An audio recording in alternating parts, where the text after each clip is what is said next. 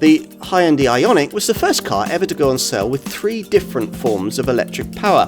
Buyers choose from pure electric propulsion, hybrid propulsion, or, as in this case, a plug-in hybrid model. Given the choice between these 3 options, we think many potential buyers would probably take the plug-in route if money was no object, and it's easy to see why, with up to 32 miles of WLTP-rated all-electric driving range and CO2 emissions as low as 26 grams per kilometre.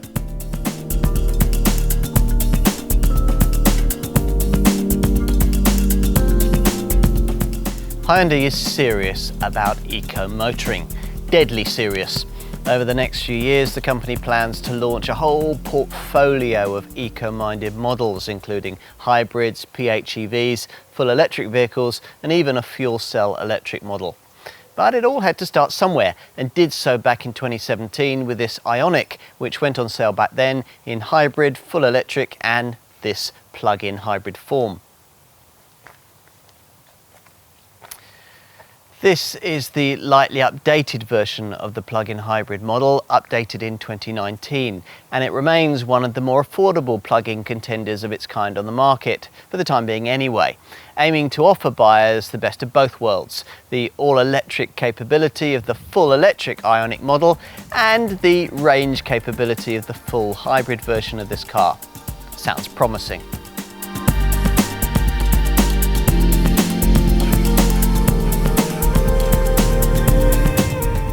In an IONIQ plug-in, there's obviously much more potential for extended full electric use than there is in the ordinary full hybrid model, thanks to the greater capacity of a considerably larger 8.9 kilowatt-hour battery that drives a Pokia 61 PS electric motor. Despite that, total system output remains pegged at 141 PS, so ultimate performance is pretty much the same as it is with the ordinary hybrid variant, though initial acceleration seems a bit quicker thanks to the torque of the electric motor. Mind you, use too much of that and you'll quickly decimate the WLTP-rated 32-mile all-electric driving range. You can keep the car in EV mode by pressing on this EV button near the gear stick. Rest to 62 miles an hour when both petrol engine and electric motor are working in unison takes 10.6 seconds en route to 110 miles an hour. The IONIQ shares the same basic platform as the Kia Niro, which is a very good place to start from. As a result, the Hyundai handles nimbly and takes corners with more composure than you might expect for a car that's main focus is on low running costs and emissions. The only limiting factor is the reduced rolling resistance tyres, but in day-to-day driving you'll find this car very capable. It also enjoys a tight turning circle and steering that's light to turn at low speeds. You can add some more weight to the helm by selecting the Sport mode, but we find this makes it too heavy. Around town, the suspension is on the firmer side of comfortable, but by no means unsettled. Accelerate hard, and you'll really notice the benefits of this IONIQ's use of a proper cog-driven 6DCT dual-clutch auto transmission, a much better gearbox than the jerky belt-driven setup used in a rival Toyota Prius plug-in and in some other PHEVs.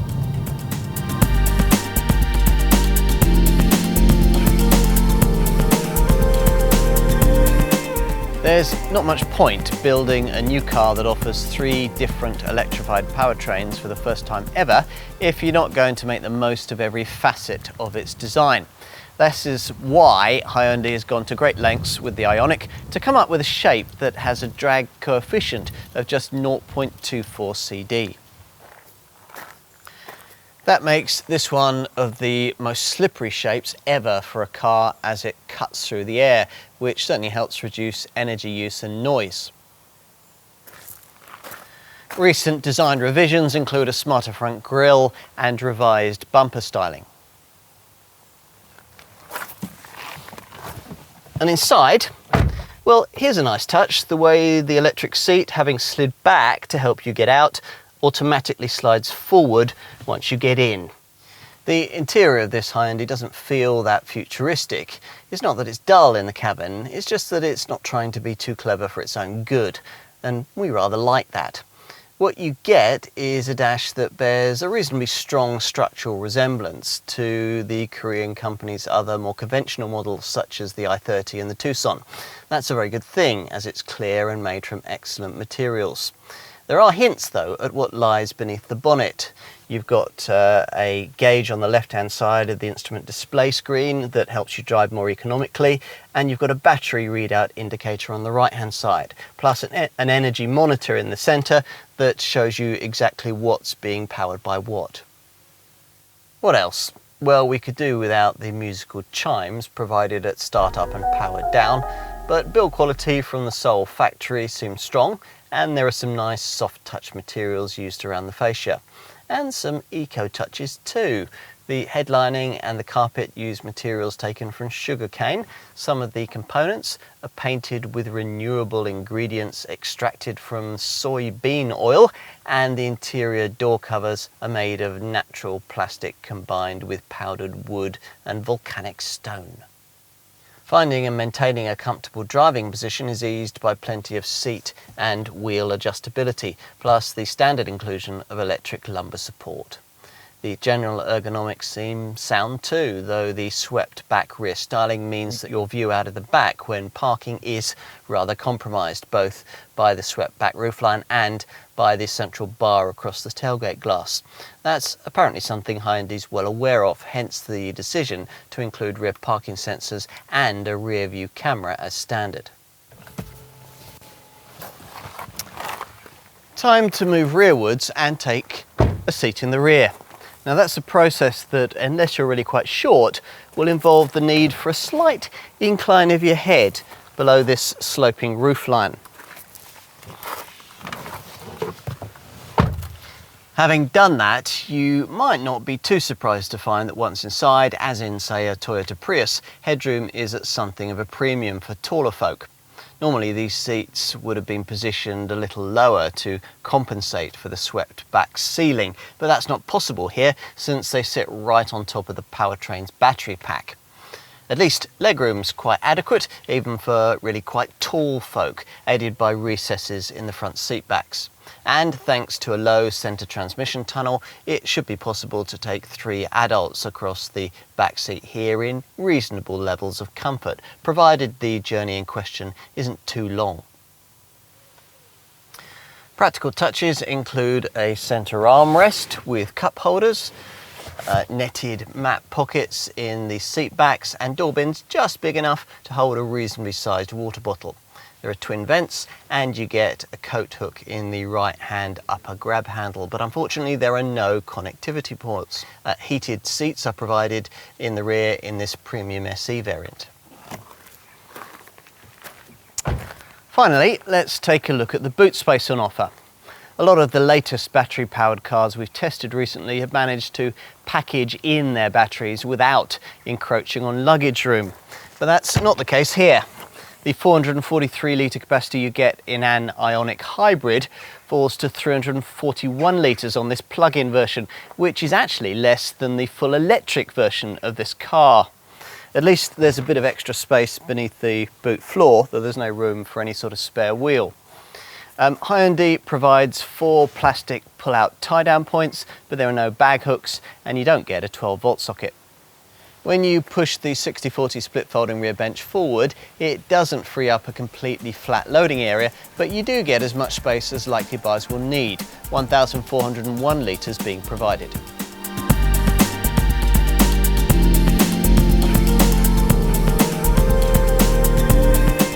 You'll be paying from around £30,000 for this car in base premium form, or just over £32,000 if you want this plusher Premium SE version. That looks at first glance quite a lot more than is being asked for the full hybrid IONIQ derivative, which starts from around £24,000, but that's because the plug-in model isn't being offered in base SE form, the range limited to those plusher Premium and Premium SE trim levels. Compare against these and you'll find that the extra required to upgrade to plug-in motoring is just under £5,000. A full electric version of the IONIQ costs around £750 more once the available government grant towards purchase, which you can't have with this PHEV variant, is deducted from its higher listed purchase price. This car shares its PHEV powertrain with three close Kia cousins, PHEV versions of the Kia Niro, the Kia Exceed and the Kia Ceed Sportwagon. Key volume brand plug-in hybrid models of similar size from other mainstream manufacturers at around this price point include the Volkswagen Golf GTE, the Ford Kuga PHEV, the Toyota Prius plug-in, the Mini Countryman PHEV and plug-in hybrid versions of the Renault Megane and the Renault Captur. Other PHEVs, even from volume brands, will see you needing to budget well up towards £40,000. That's talked you through your PHEV options at around this price point. If, having considered them, you decide that it is an IONIQ plug-in hybrid that you really want, then you're going to need to know just how generous Hyundai has been with the standard spec. Well, let's see. Highlights with base premium spec include 16-inch wheels, full LED headlights with high beam assist, power folding mirrors, keyless entry, a rear camera parking system with rear sensors, auto headlamps and wipers, and solar glass.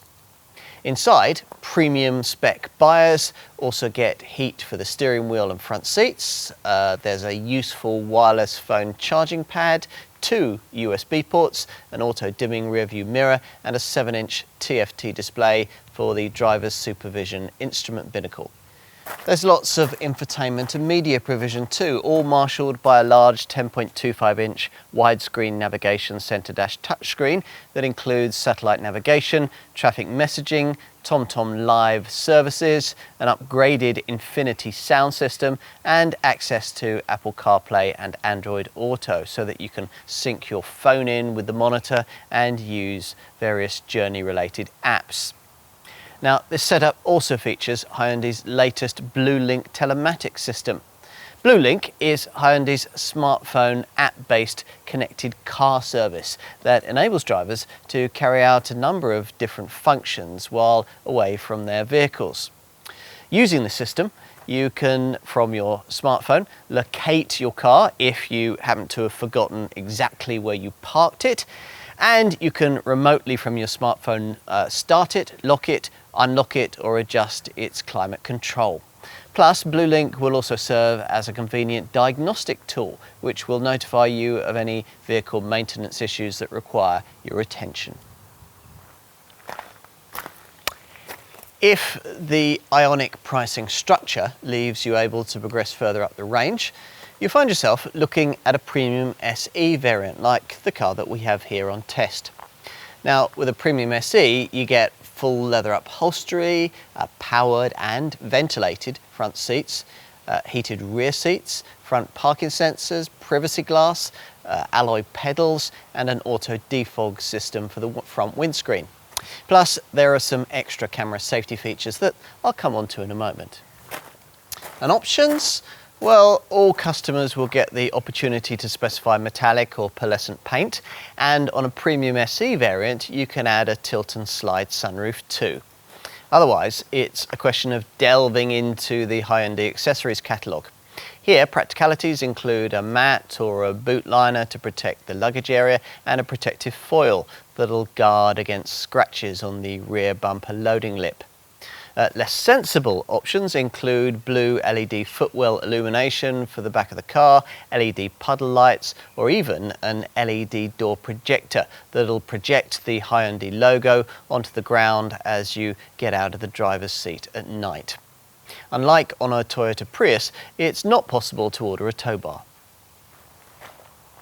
On to safety. It would be surprising if a car as advanced as this one wasn't equipped with most of the latest camera-based safety technology, and sure enough, this one is. As we expected, an autonomous emergency braking system is standard across the range, one of those setups that scans the road ahead as you drive in search of potential collision hazards. If one is detected, you'll be warned. If you don't respond or aren't able to, the brakes will automatically be applied to decrease the severity of any resulting accident. Now, the same camera system drives another standard inclusion, this car's lane departure warning system with lane keep assist feature. That's there to let you know if your IONIQ is inadvertently straying over road markings. If you don't correct this, the car will gently guide itself back into the middle of its carriageway. As for other cutting-edge safety systems, well, both variants get smart adaptive cruise control, which you can set to automatically keep you a safe distance behind the car in front on the highway. This feature also includes a stop-and-go function that'll kick in if you come across a motorway tailback, automatically slowing and stopping your IONIQ, then automatically starting it off again. Now, there's also driver attention alert. That's there to warn you if the system senses that you're getting a bit drowsy. And an e-call system that will alert the emergency services with your exact GPS location if the airbags go off in an accident. Go for this top premium SE model and you also get a blind spot detection system that on the move alerts you if you're about to dangerously pull out in front of another vehicle. And you get a rear cross traffic alert system that warns you of oncoming vehicles when you're reversing out of a space. Otherwise, the standard safety equipment tally across both variants includes, well, pretty well all the features that you'd expect to find. So there's ESC stability control and ABS braking, plus twin front, side and curtain airbags, as well as another for the driver's knees. In addition, you get hill start assist control to prevent the car rolling backwards as you pull away on an incline, along with ISOFIX child seat fastenings and a tyre pressure monitoring system.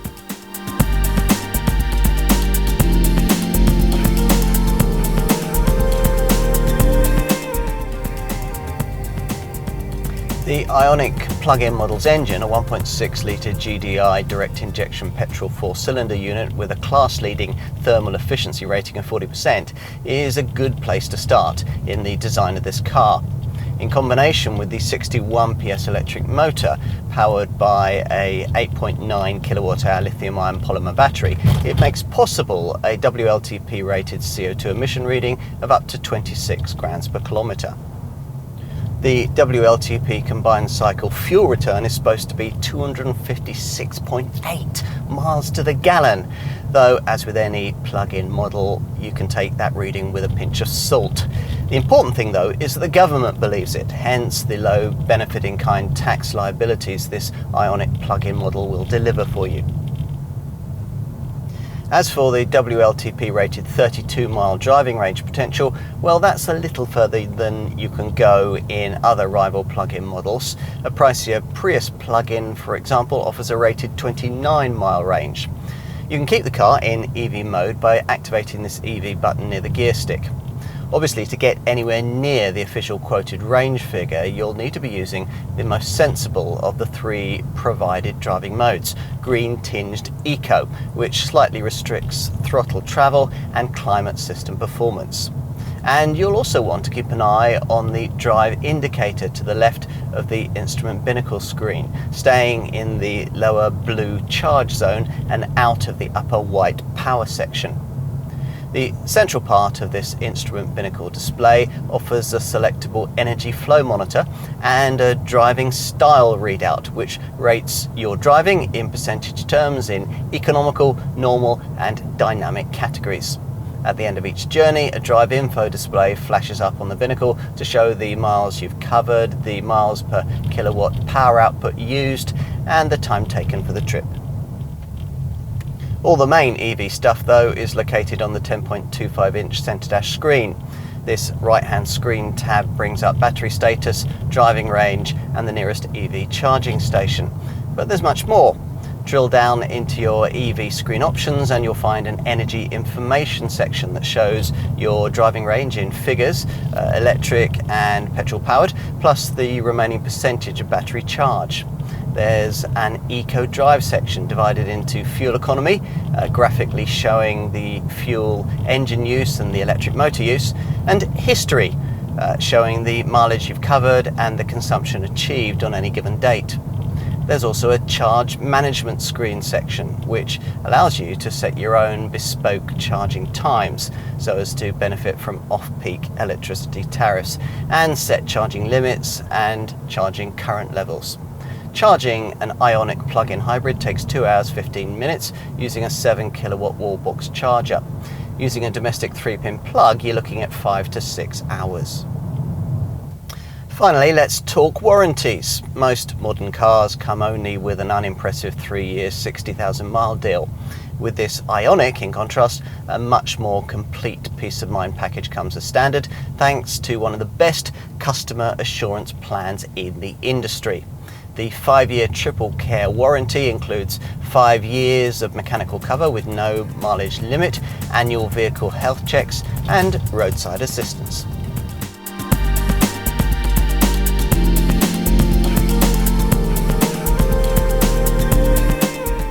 We can see why so many IONIQ sales will be of this plug-in hybrid derivative. After all, it offers so much more ownership flexibility than the ordinary full hybrid derivative, thanks to its 32-mile all-electric driving range. Some might have potential issues with it, of course. The looks aren't especially arresting, and some rivals can offer you slightly more all-electric driving range. It isn't very interesting to drive either, but then few eco models of this sort are. Still, if you can accept that, get on with the styling and adjust to the frugally focused manner this car will encourage you to ease about in, then we think you'll probably like mostly everything else about it. In fact, if for you, interest at the wheel is defined by technology, you might find this car thoroughly satisfying. It's certainly state of the art.